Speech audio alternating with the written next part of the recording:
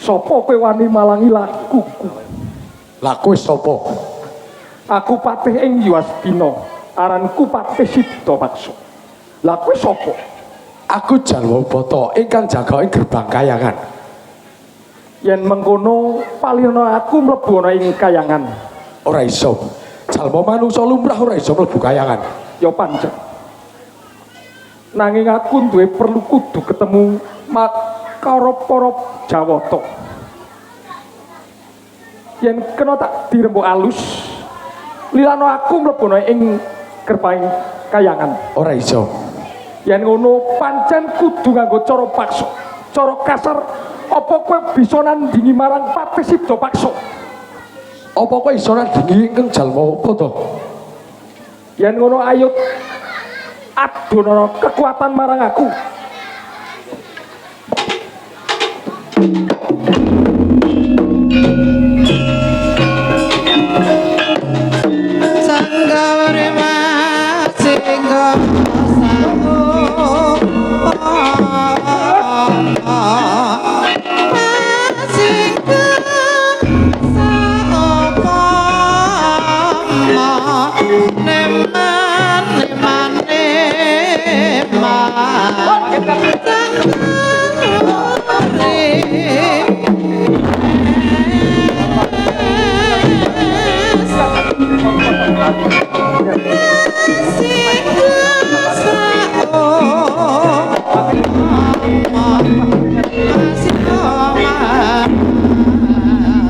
Aku kalah apa ora? Yen kowe aku kalah bisa nglelakno aku mlebu ning kayangan, kowe tak bakal tak wehi umur sing luwih dawa. Nek panjenengan tak pancen kula lepat isa mangke kira kula gedhe amis nanging bau iki sing diarani kula nggih kok arep Mas Petong kula mboten mboten tadi mangken tepatan kita mboten ya bakal tak aturake ana ing ngarsane Kang Mas Prabu yen aku entuk gawe.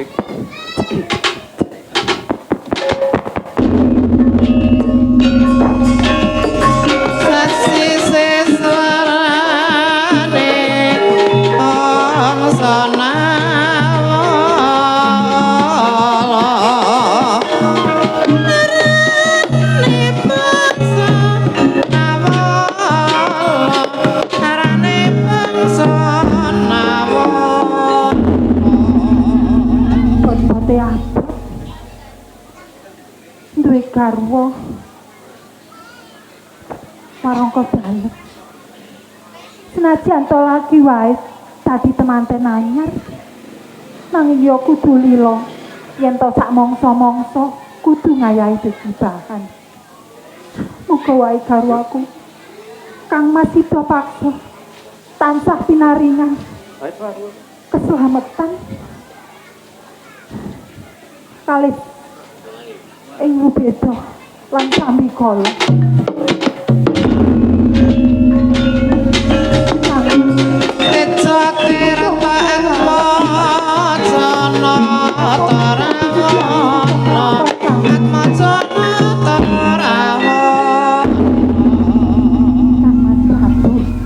Yayi Sri Tanjung Inggih, kaget sliramu nggonipun Kakang Suwanoning Taman Kaputreng ini. inggih saestu ndadosaken kejoting manah kula dene janur gunung sanget.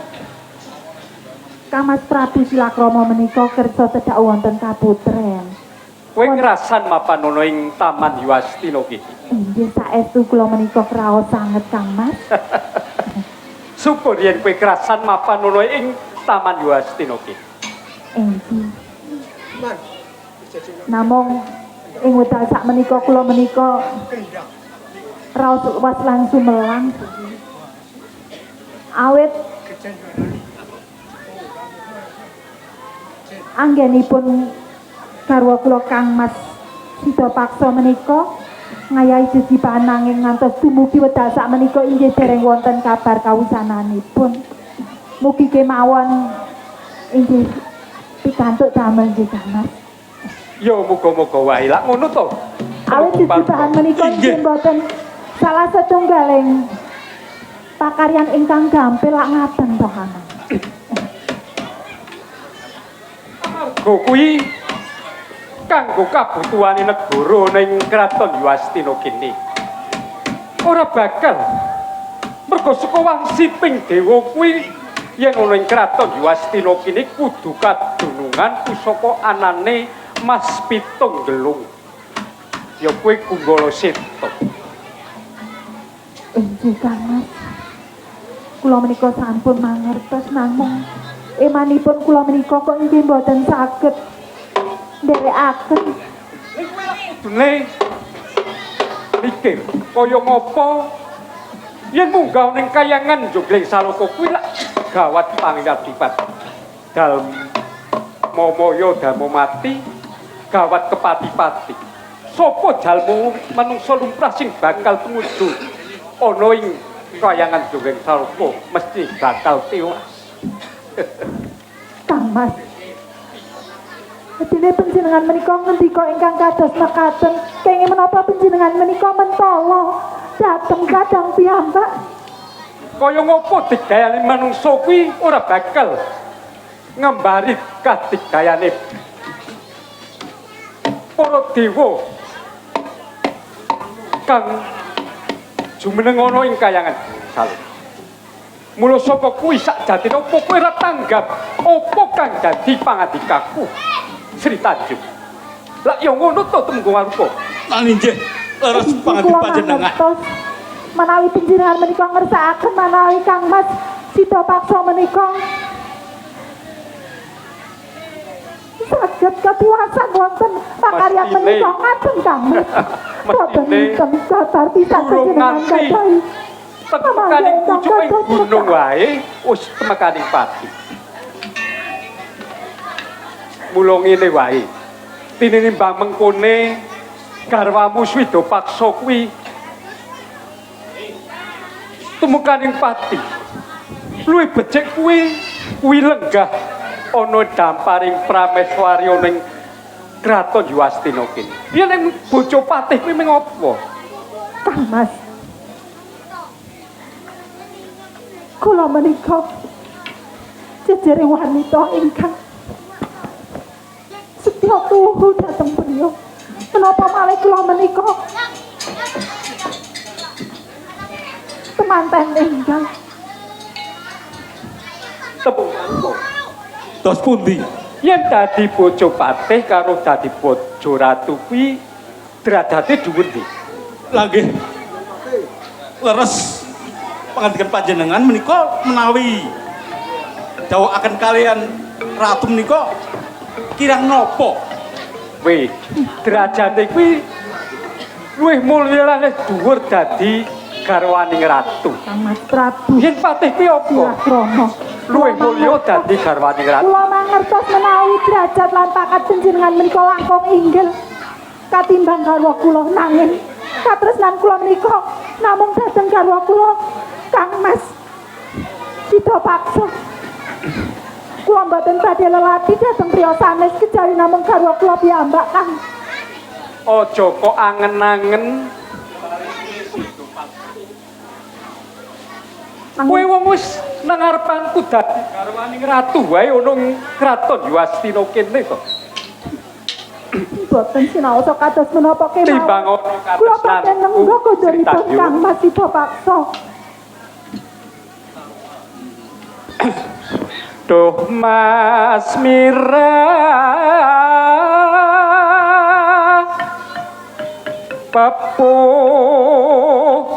janku Mas nyedak Prabu kene to Silakrama. nyedak kene to Sri Tanjung Menika kedahipun sasat inten bisa nglari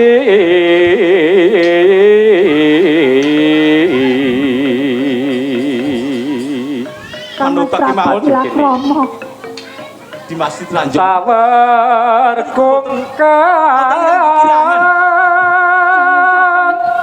Sekedhike wala kula sirah dateng. jalmo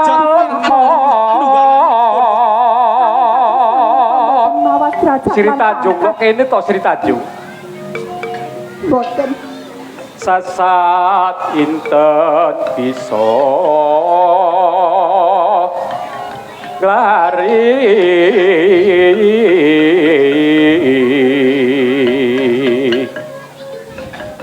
saka langit mung wing tirta langgena tresna mami Monggo Silakrama. pados remen-remen kula lumar wonten nika. kayu gumrineka jalmo manungsa to sing putri karyawati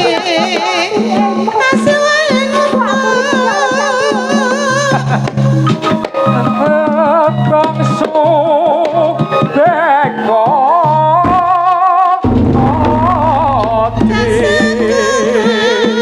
sing sregan sinau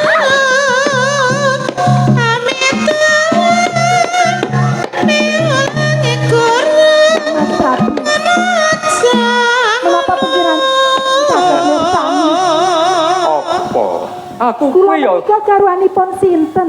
kowe bojone kadangku anom Dimas Widopaksa ning Dimas Widopaksa kuwi ageng ngayi kewajiban mongko mlebu ning alas bung bakal temekaning pati kowe dadi rondo urung Kang Mas urung Prabu panjenengan menika sampun kula anggap pepunden kula. King menapa panjenengan menika mentala dhateng arep golek sing kaya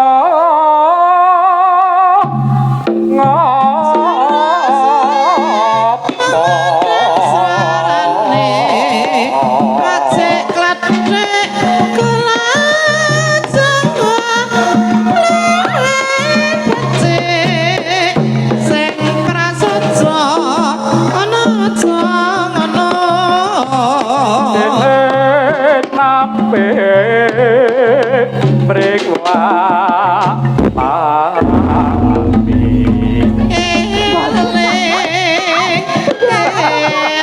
kepale kok kene kok Sri Tanjung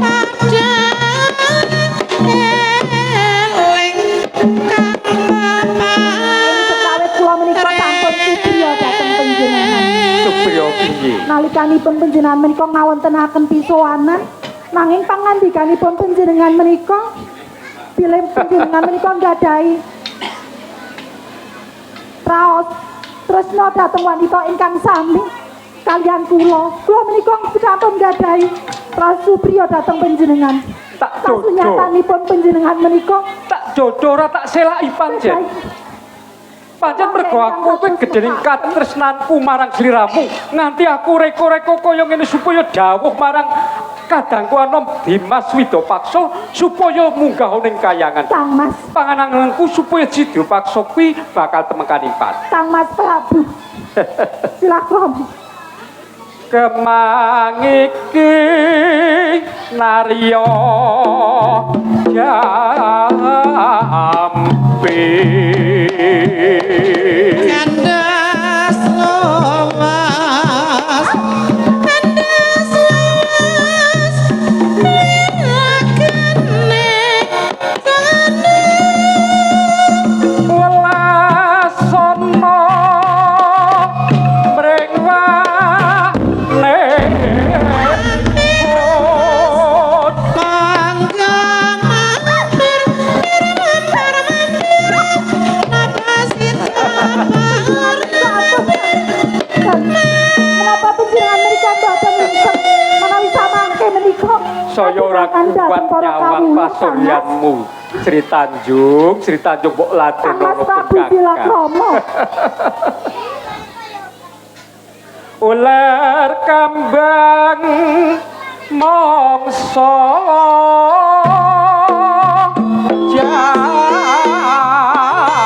suarane senang cali kagungane aja lali agamane salat lima waktu Leng ngalet mung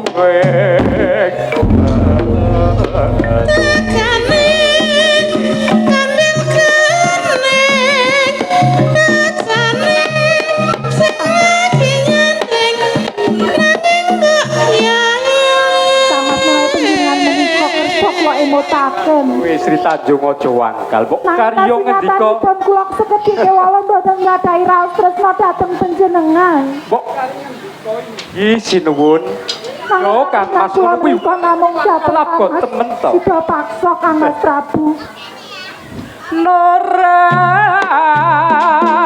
betah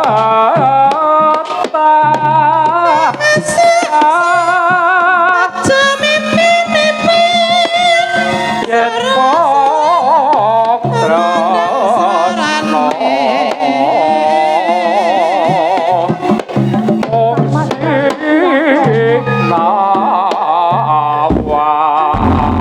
Kang Mas panjenengan menika menawi badhe ngayonaken salah satunggaling wanita menika sanget gampil awit panjenengan menika jejering Nalendra Sri Tanjung kowe gawe kagol ing atiku salah jeneng wanita kang wangkal opo kowe ora ngerti yen aku duwe panguwasa ing kraton aku ya bisa kasar marang kowe sinaosa kados menapa kemawon kula mboten sudi menawi kula menika ngados yo yen ngono ora apa-apa nanging tak kuntul tak unek dadak kowe tak kotek terus tak ature marang kadangku Dimas Widopaksa yo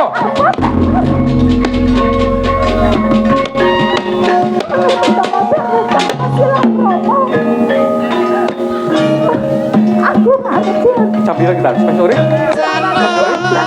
sore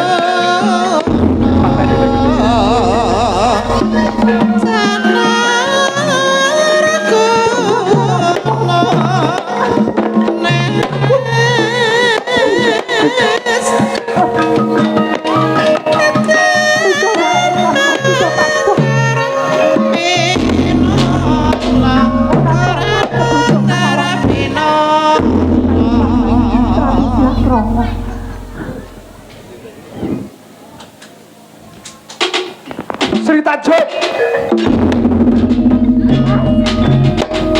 Kakak, sampun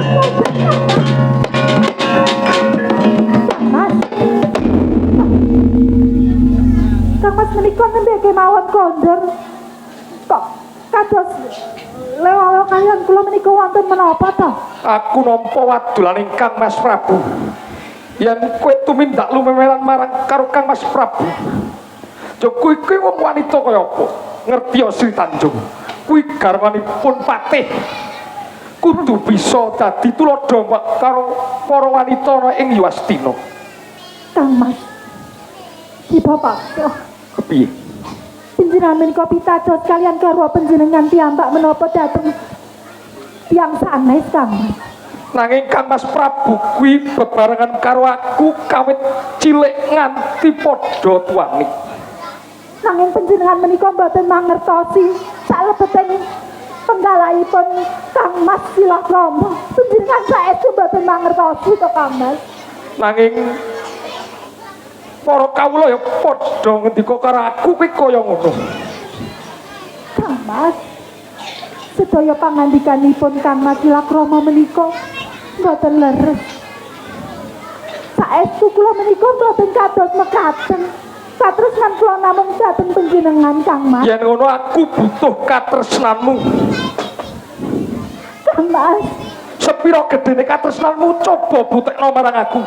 panjenengan saha. Kados kula Kang Mas. Panai kados mekaten kersa panjenengan. Mulai kula menika pun kaangget lho. Ya kula tindakaken Kang Mas. Samangke panjenengan menika saged dados dhateng kula. Ageng ilaos tresna kula dhateng panjenengan. Kersanipun lupira kula ingkang saged paring pangertos dhateng panjenengan. Inggih Kang Mas.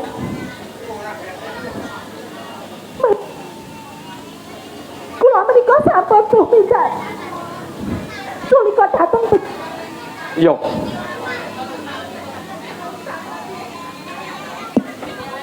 Lupira kula amis. Tegesipun kula menika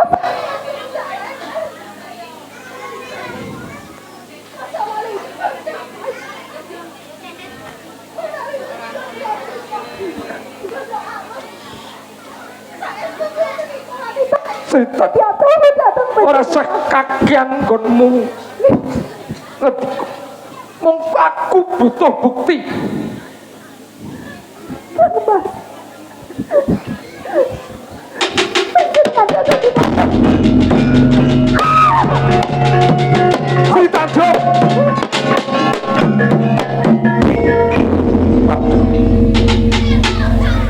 Kepiye?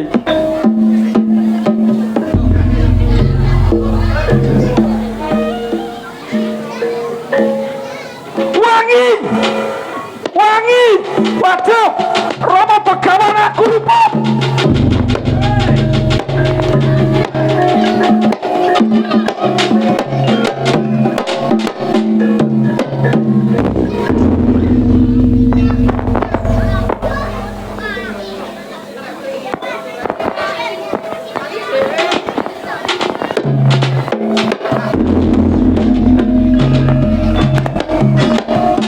Lepas pita warna ning kosuming ora warna ning kosuming ora ya mas ya mas warna ning kosuming ora Ana kunarpa awes triya ana ing tengah dalan. Kamangka pinggire alas kangkung liwang-liwang kaya ngene. Iki sajatine sapa?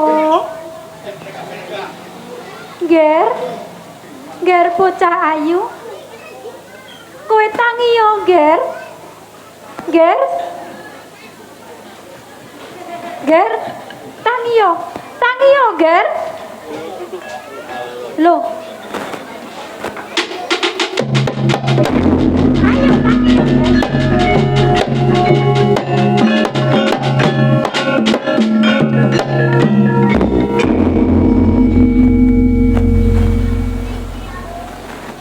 bocah ayu. Kok mapan ana ing tengahing ngono. Kamangka sepi ora ana pawongan liyane. Ger, sajatine kowe sapa, Ger? Lho, kok lu diramu? Kaya ngono. Kowe kedadeane piye, Ger? Pikiranmu kau sinten? Yo mangarti yo. Yen aku Betari Listianingsih kang mapan ana ing kayangan ya kowe wonten ana ing papan widodaren, Ger. Lajeng panjenengan menika ingkang sampun wisadani dhateng kula. Yo, yo kamang aku ora mentolo marang sliramu, Ger.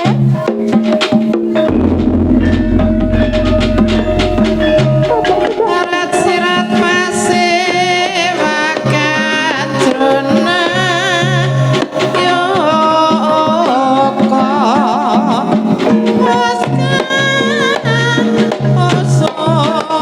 osos lawasan koramur Kepingin mangerteni sapa kang dadi aranmu. Inggih. Nepangaken kula menika pun Sri Tanjung. Sri Tanjung. Inggih. Banjur aku kepengin ngerti kedadeane banjur kowe ana ing tengah ngono. Kok tumekaning sedo kuwi kepiye kedadeane, Ger? Sri Tanjung. Itu taruh. Sekawit kula menika sampun kaanggep lepat dhateng garwa kula piyambak. Kula menika dipun jawab sampun tumindak lemer, sampun tumindak sae ngaten. Sapa sing Mas Tani? Kang Mas garwa kula menika Kang Mas Siba Paksa. Namun sedaya menika saking pambedakipun Kang Mas Prabu Dilagrama ingkang yektosipun piyambak ingkang badhe gojak dhateng kula. Namung kula menika boten ngadosi ngaten. Lajeng kula menika dipun wastani dandang, dipun wastani kontol ngaten. Oh yen ngono. Anggonmu suduk slira kuwi ning ngatenaken dharma bektimu lan kebenarmu ana ing ngersaning garwamu. Ger, Awit kula menika sampun matur dhateng Kang Mas Siba Paksa menawi ludira kula menika anggada amis.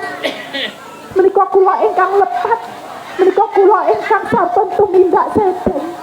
Namung kasawalikipun menawi kula menika ludira anggada arum.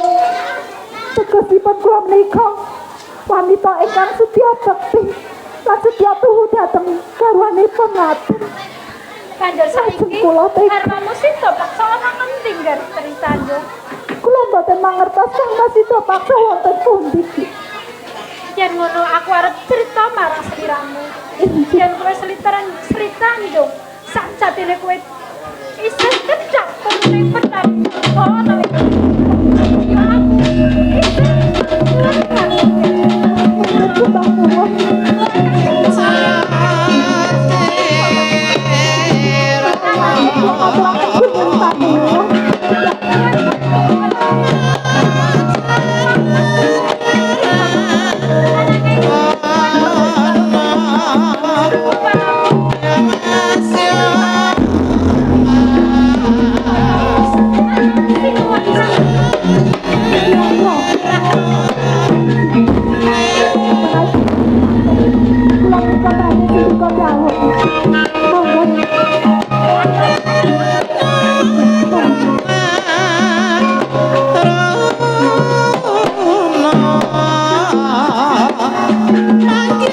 Nuwun para miyarsa sutresna.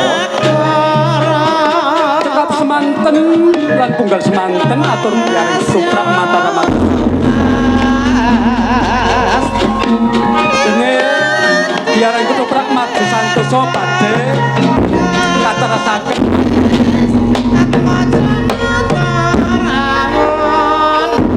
kanthi mundhut lampahan Sekar Wijaya Kusuma utawi wahyu katentremaning negari.